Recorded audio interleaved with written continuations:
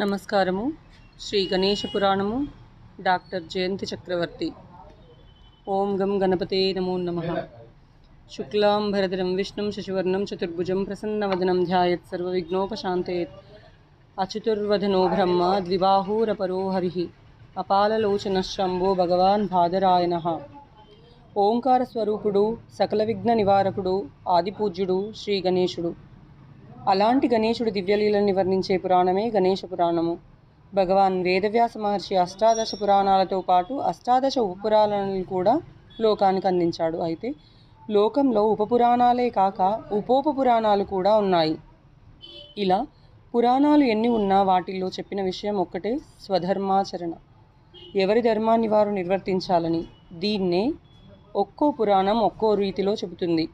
చెప్పే విధానాలు ఎన్నున్నా వాటి మధ్యలో ఉండే అంతఃసూత్రం ఒకటే. అందుకే పండితులంటారు, ఏకం సత్ విప్రా బహుదా వదంతి అని. శ్రీ గణేశ పురాణాన్ని అష్టాదశ పురాణాలలో ఒకటిగా కొందరు చెబితే, అది ఉపపురాణాల్లోనిదని మరికొందరు అంటారు. ఈ ఉపపురాణం ఎందులోదైనప్పటికీ పేరుకు తగ్గట్టే గణేశుడి లీలా విశేషాలని ప్రధానంగా తెలియజేస్తుంది.